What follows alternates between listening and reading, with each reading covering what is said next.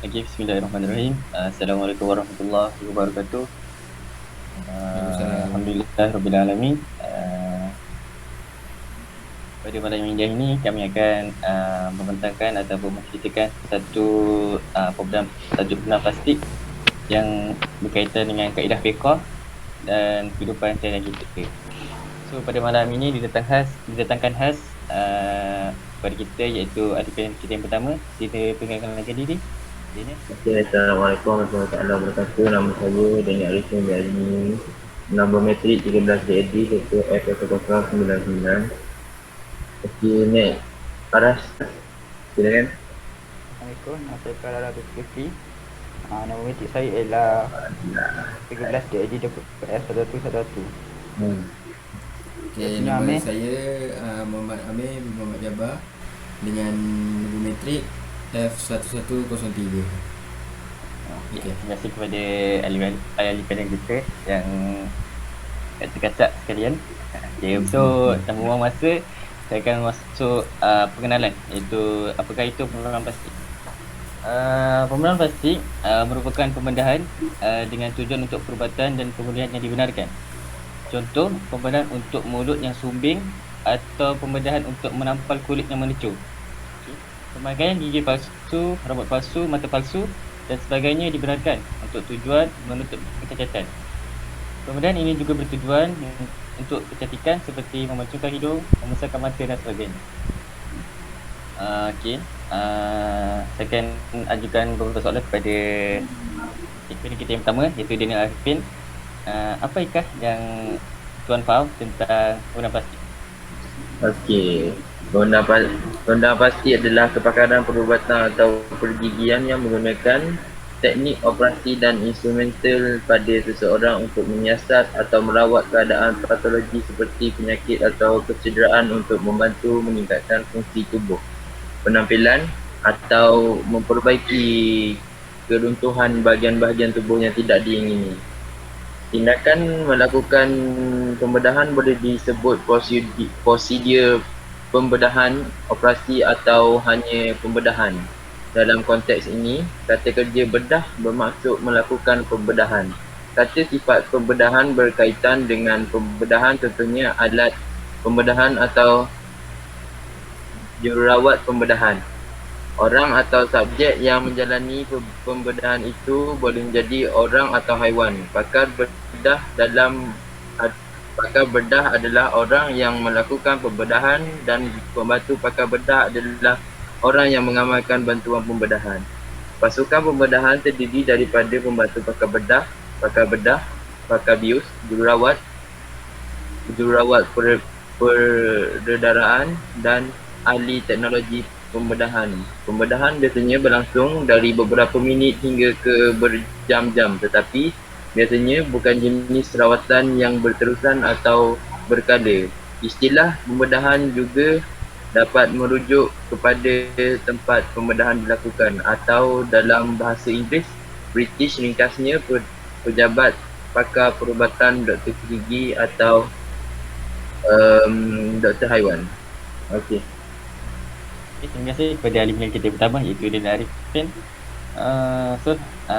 Mudah kita fahami apa yang Cik Dina Arifin cuba sampaikan kepada kita. So seterusnya saya akan ajukan beberapa soalan kepada beberapa pernyataan kepada panel kita yang kedua, iaitu Muhammad Amir. Apakah antara hukum-hukum yang disyariatkan kepada kita dalam konteks penggunaan plastik?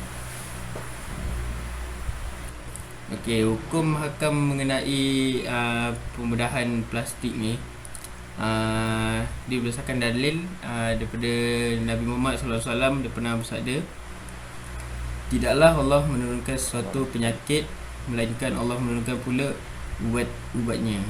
Hadis riwayat Bukhari. Firman Allah Subhanahu Wa Taala bermaksud, Allah berkehendak kamu merasai kesenangan dan tidaklah pula Allah itu hendak kamu merasai kesusahan.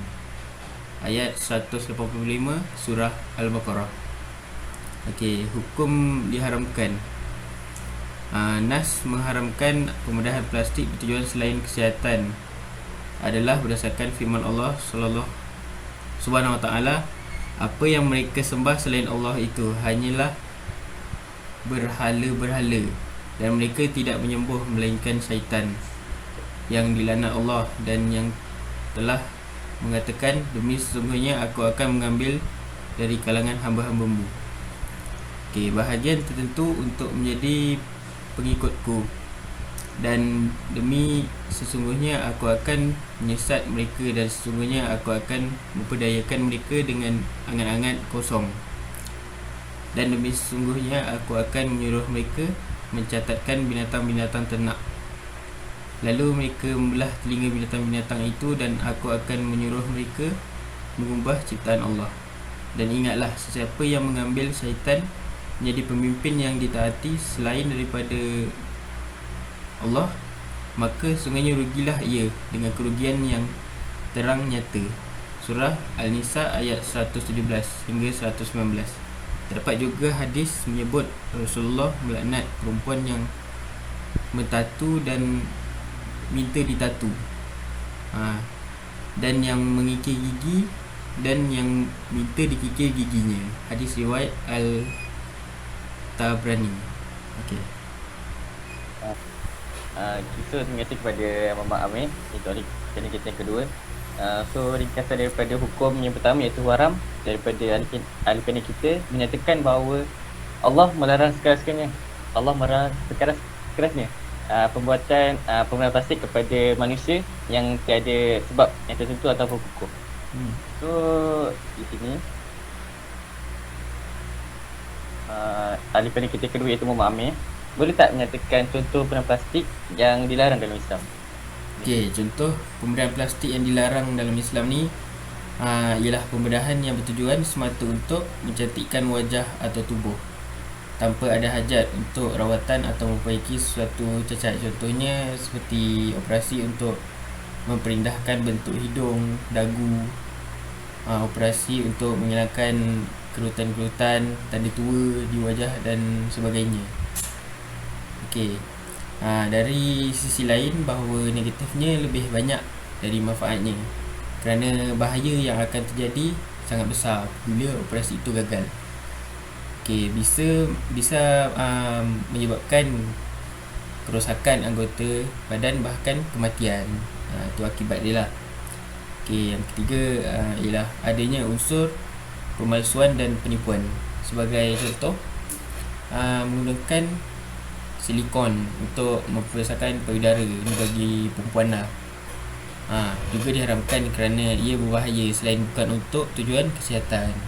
Botok pula haram, bukan sahaja kerana bahan digunakan bernajis dan berbahaya, tapi ia memiliki unsur penipuan. Okey, itulah contohnya. Terima kasih kepada panel kita, semua jelas. So boleh kepada panel kita ketiga iaitu Khairul Aras. Boleh saya tanya, apakah antara pengubahan plastik yang dibenarkan dalam Islam? Okey, pengubahan yang dibenarkan dalam Islam ialah memakai inai dengan tujuan berubat, hukumnya adalah sunat. Kedua ialah pembedahan mata untuk memulakan. Dan yang ketiga ialah pembedahan jantung bertujuan untuk menyelamatkan. Dan yang keempat ialah pembedahan buah pinggang untuk mengembalikan proses. Terima kasih kepada Khairul Aras. So Islam merusakkan ataupun memberi kemudahan kepada umatnya untuk membenarkan penggunaan plastik atas sebab-sebab tertentu, iaitu seperti Khairul Aras bagi tahu tadi, pembedahan mata, pembedahan jantung, pergi doktor dan memakai inai. Terusnya ada kita yang ketiga, Khairul Aras. Boleh tak kami tahu sebab-sebab larangan penggunaan plastik dalam sudut Islam? Okay. Sebab-sebab larangannya ada 6. Yang pertama ialah mengubah kejadian asal Allah. Dan yang kedua ialah melahirkan perasaan sombong dan takabur. Yang ketiga ialah tidak mensyukuri nikmat Allah. Yang keempat ialah tidak mensyukuri. Yang keempat ialah membiaskan kesihatan dan memudaratkan anggota tubuh. Yang kelima ialah bukan budaya hidup Islam.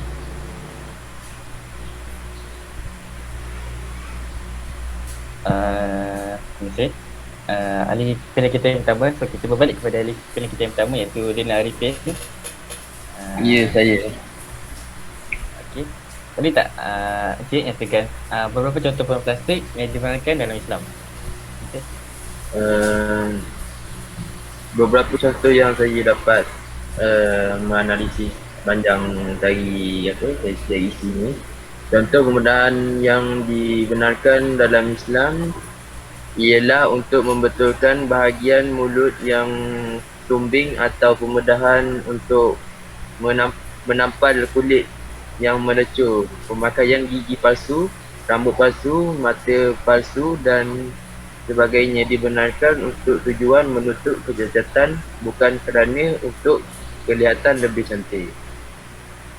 Dari sisi lain, bahawa negatifnya lebih banyak dari manfaatnya kerana bahaya yang akan terjadi sangat besar apabila operasi itu gagal. Ia akan menyebabkan kerosakan anggota badan, bahkan boleh menyebabkan kematian. Untuk mengubati aib yang ada di badan atau kerana kejadian yang ditimpa seperti kesumbingan, kebakaran atau lainnya, maka operasi ini dimaksudkan untuk pengubatan.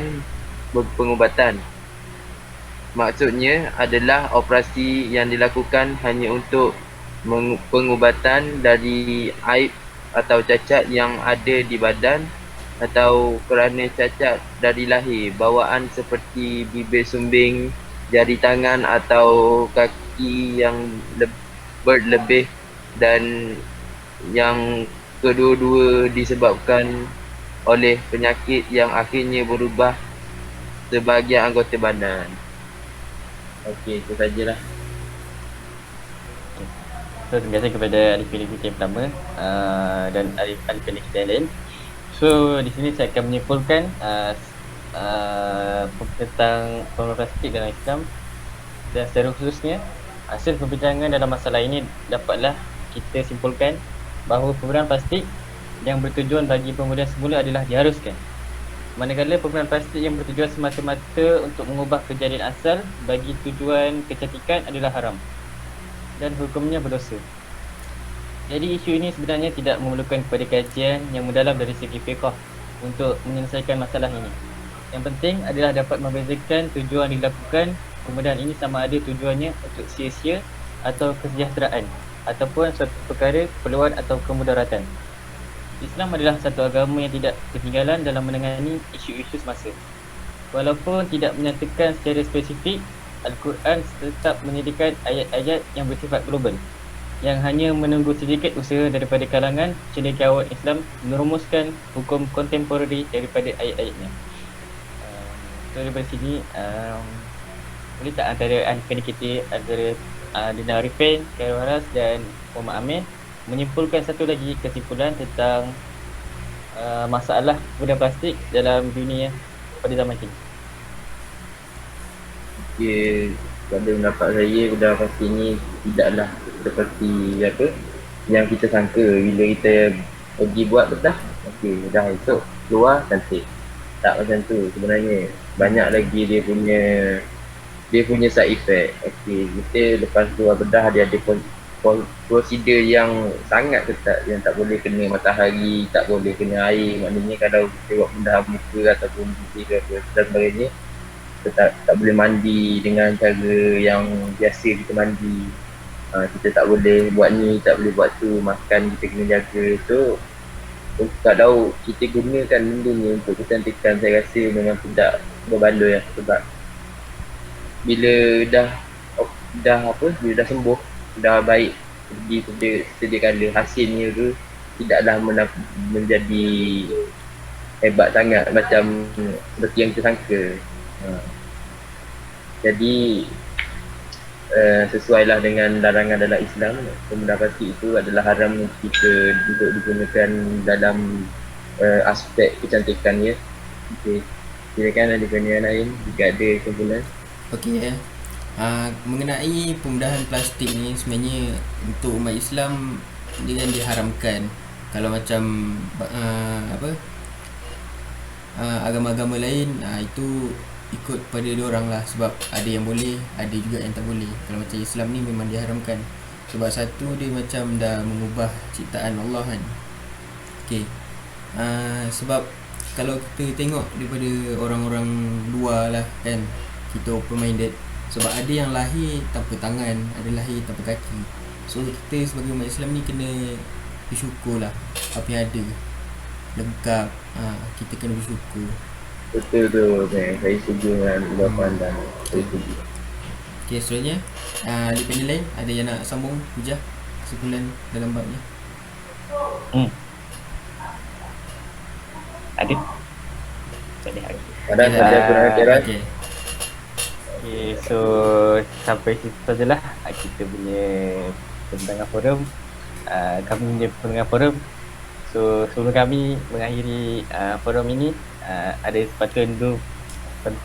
dua rangkap saya akan sampaikan. Kalau ada jarum yang patah, jangan disimpan dalam peti. Kalau ada silap dan salah, jangan disimpan di dalam hati.